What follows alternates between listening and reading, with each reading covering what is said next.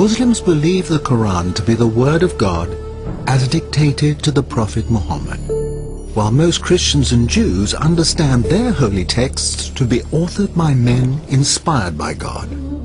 This distinction means that critical analysis of the sacred texts, which has so enlightened Christian and Jewish thinking since the 16th century, becomes an extremely sensitive issue when it's applied to the Quran. And it doesn't help when those scholars who are making the attempt are largely Western non-Muslims. Can their studies really shed new light on the text and its origins?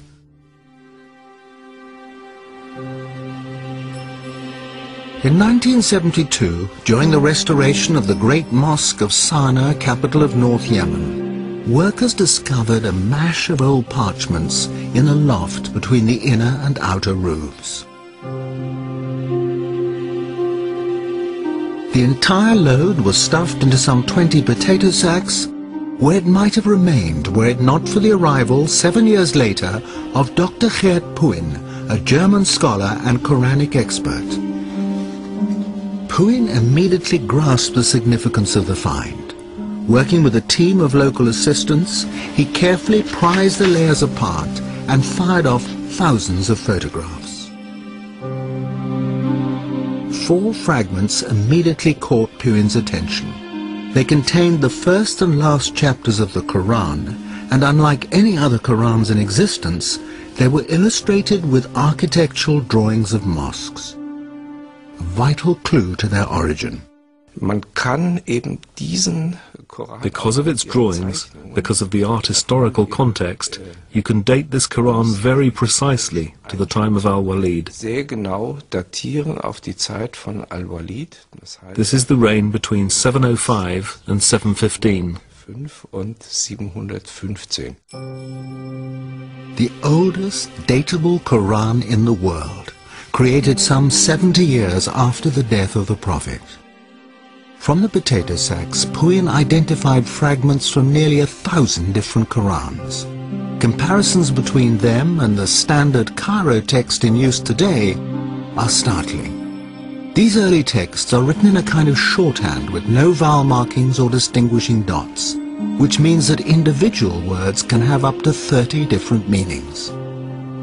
Es ist tatsächlich so, dass man durch die schiere Existenz The sheer existence of so many different possible readings would suggest that this text wasn't passed down word for word. Der Text eben nicht wortwörtlich überliefert. The text isn't as stable as it seems in the Cairo version. In der Fassung von Kairo erscheint. There was another important discovery amongst the Sana'a fragments. The application of simple forensic techniques revealed earlier texts that had been washed off and overwritten.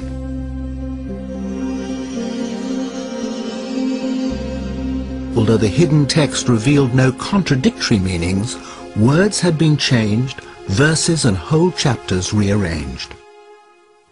If his researches are correct, particularly on dating, it suggests, in fact, that the Quran was not a single product, a single entity that was fixed by 650, but actually developed much, much later, hence the overlaying of texts of written materials.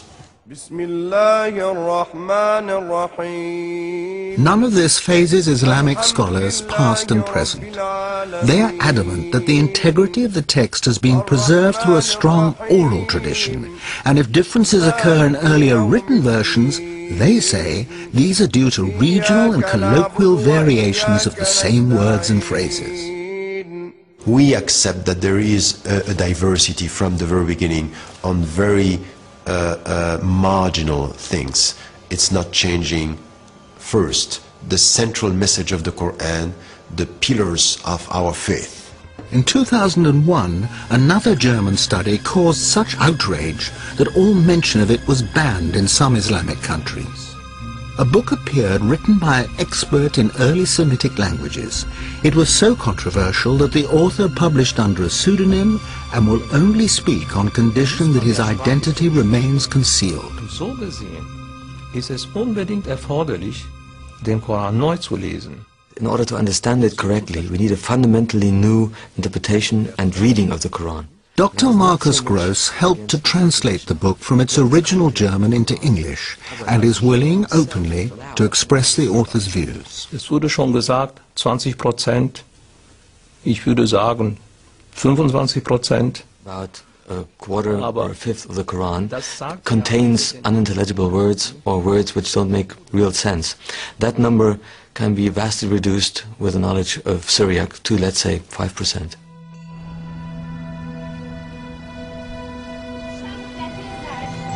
Syriac, or Syrio-Aramaic, had become one of the dominant languages of Christian liturgy by the 3rd century. Christ spoke Aramaic, and it can still be heard in remote Christian communities like this town of Malula in Syria.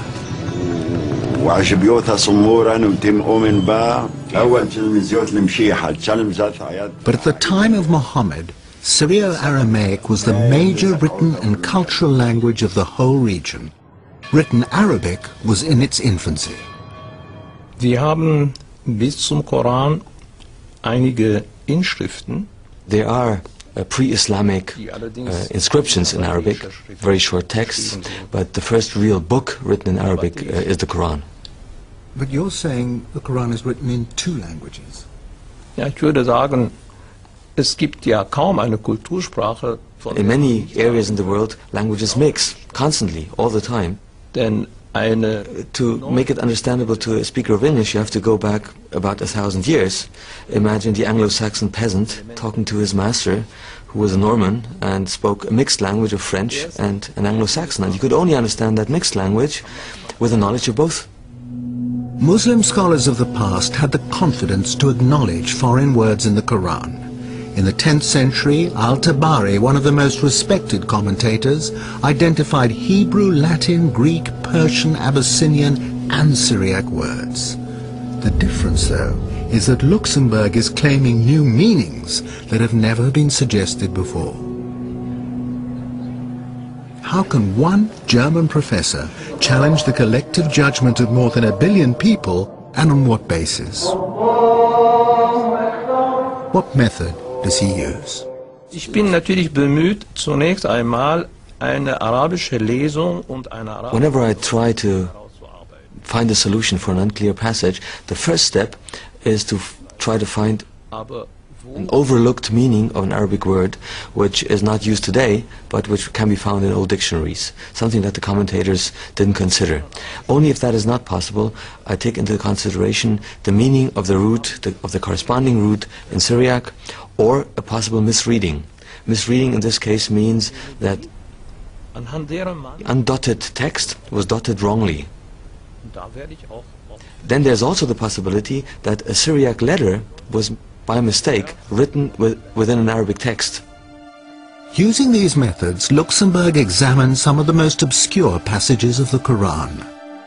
After Mary has given birth to Jesus, in the Arabic Quran, the archangel says to her, "Be not sad, your Lord has placed a little river beneath you." In Luxembourg's version, "Be not sad, your Lord has made your delivery legitimate." And there are other highly contentious examples. God's command to a skeptic in Arabic, "Look at your food and drink, look at your ass," becomes "Look at your condition and look at your overall state." At the end of the world, the earth steps forward in Arabic. In Syriac, the earth splits open. Plausible to some, but do any of these changes affect the central precepts of Islam?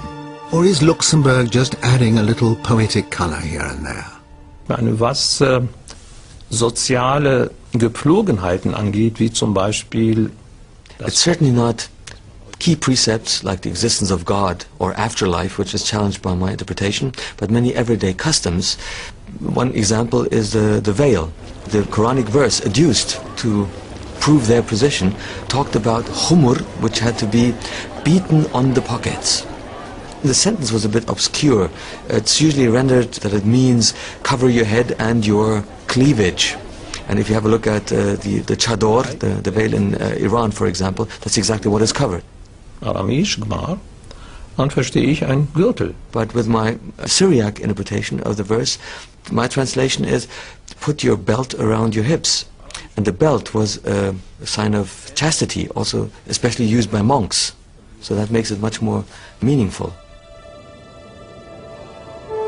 But Luxemburg's interpretation of paradise causes the greatest offense. In the Iranian city of Isfahan, there's a 17th century palace built to represent the gates of heaven. The cool greens of the gardens beyond express the longings of a desert people and are beautifully described in the Quran, along with flowing fountains and the favors of huris, usually understood as wide-eyed virgins. One commentary, but not the Quran, even specifies numbers, 72 for each righteous man. But that doesn't sit well with 7 verses of the Quran that promise the righteous eternal contentment with their wives. Luxemburg believes he has resolved this contradiction. Mit weiß großäugigen Huris verheiraten. There is one passage in the Quran dealing with the Huris, in which it says, وَزَوَجْنَاهُمْ بِحُورَ عِينٍ. We have paired them with dark, wide-eyed maidens. That is the traditional understanding of this verse. If you put the dots on the undotted text a little bit differently, what comes out is, we will make you comfortable under white, crystal clear grapes. For the suicide bomber, then, not the prospect of 72 virgins in paradise, but in Luxemburg's interpretation, a modest bunch of grapes. German study, as far as I'm concerned, is very Christian-centric. It's influenced by the way Bible has been researched and put together. Bible and the Quran are not the same. It is the connection Luxemburg makes with Christian symbolism that is highly inflammatory to many, but a persuasive argument to others. This 5th century fresco in an Egyptian monastery depicts the archangels receiving souls in paradise. Each archangel holds a grape in one hand, and in the other cradles the departed souls, who are refreshed with bunches of grapes.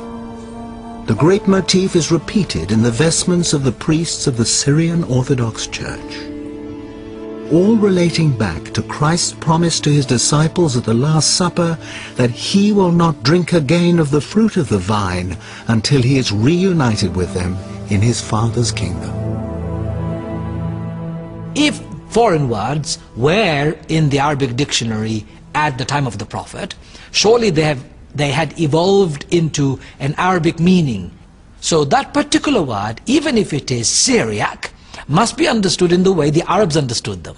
Not as grapes, but as hur, partners in heaven. I think we all understand that it's symbolic, that we have to go beyond the images and the way we look at the paradise, for example. You know, we are not asked to think of this on, you know, in a literal way. This is what is. We don't know. It's just for us a description of what is going to be beautiful beyond your imagination. Although Luxemburg's work has been called into question by leading academics and is controversial by its very nature, he believes it opens a door, encouraging linguists, archaeologists and historians to use modern tools to throw further light on the text and its context. For some Muslim scholars, that is in the Quranic spirit of free inquiry and no threat to those who are robust in their faith. This research by Luxemburg and his colleagues doesn't undermine any of the basic tenets, teachings or principles of Islam. What it does, though, is to provide interesting questions. And we as thinking Muslims, as people of the 21st century, that we should say, yes, let's look at what he's providing. And let's not just condemn, but let's also see if this research has a historical base or is it a product of European Orientalism.